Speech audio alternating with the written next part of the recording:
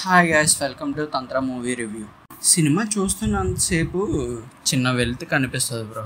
అదేంటంటే కొన్ని క్యారెక్టరైజేషన్స్ బాగోవు, కొంత స్టోరీ క్లమ్జీగా ఉంటుంది.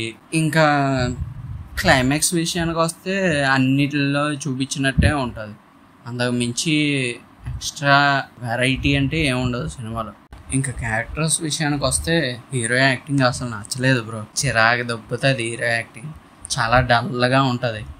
ఇంకా అనన్య గురించి తెలిసిందేగా, చాలా సినిమాలు చేసింది, అందుకే ఇందులో యాక్టింగ్ కొంచెం బాగుంటుంది కాదు, బాగానే చేస్తుంది. స్టోరీ లైన్ అంటూ ఏముండదు బ్రో.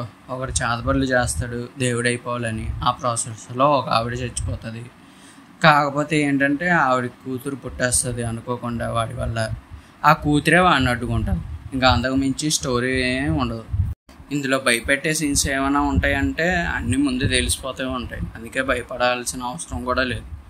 తర్వాత ఇంకో విషయం ఏంటంటే, ఇది సైతాన్ బ్లాక్ మ్యాజిక్ అనే సినిమా వచ్చింది. ఇందులో అది ఓన్లీ హింస తప్ప బ్లాక్ మ్యాజిక్ అంటూ ఏం చూపించడు. దాంతో పోలిస్తే ఇది చాలా బెటర్, మోర్ దెన్ బెటర్. సైతాన్ అనేది రొడ్డ మూవీ. అందులో ఎంతసేపు హింస తప్ప బ్లాక్ మ్యాజిక్ గురించి కరెక్ట్గా చెప్పడు అందులో బొగ్గాడు. బాలీవుడ్ అంతా అలాంటి డమ్మెస్ట్ సినిమాలే తీస్తారేమో, చెత్త యాదవులు. అంతేగా, ఈ సినిమా ఎవరైనా ఇప్పుడు దాకా చూడకపోతే వెళ్ళి చూసండి. ఇలాంటి టైప్ ఆఫ్ మూవీస్ అంటే ఇష్టం ఉన్న వాళ్ళు బాగా ఎంజాయ్ చేస్తారు. గోస్ట్ హర్రర్ అంటే అంత ఎక్కువే ఉండదు. ఓన్లీ సినిమా అంతా బ్లాక్ మ్యాజిక్ అంటే చేతబడి చుట్టూనే తిరుగుతూ ఉంటుంది. అంతకు మించి దెయ్యాలు కానీ అవేం ఉండవు. అంతేకాకుండా 2024లో వచ్చిన సినిమాల్లో హనుమాను తర్వాత ఇది బాగా నచ్చినవి. అయితే ఇంకేవి సోసోగా ఉంటాయి. ఈ రెండు సినిమాలు పర్వాలేదు అనిపిస్తాయి ఇప్పుడు దాకా అయితే.